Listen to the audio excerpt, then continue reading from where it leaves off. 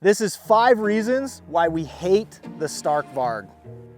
All right, number 1, thing I hate about the Stark VARG is it has a detachable iPhone for the dashboard.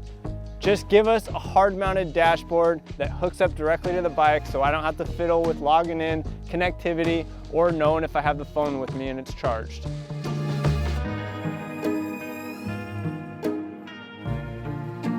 Number 2 is the weight. These are heavy machines. They clock in somewhere around 260, 263. The most times you notice this is pushing it around, loading it up into the back of the truck, or slower sections where you're in tighter sections.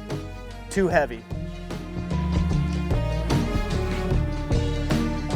Number 3, obviously it's range. We're running off a battery, so we have limited lifetime on that power output. And range anxiety when you're out in the foothills or riding single track is a real thing. So I'd love to see these things go quite a bit further if possible.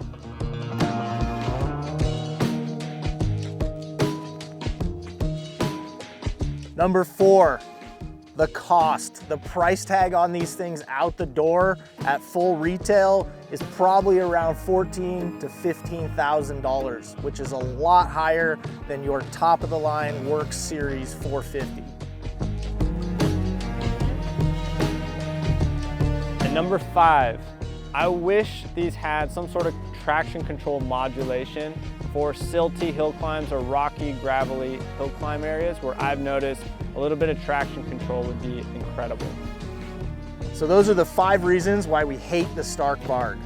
So let's turn it over to the keyboard warriors. Drop a comment below, let us know what you think. Thanks for watching.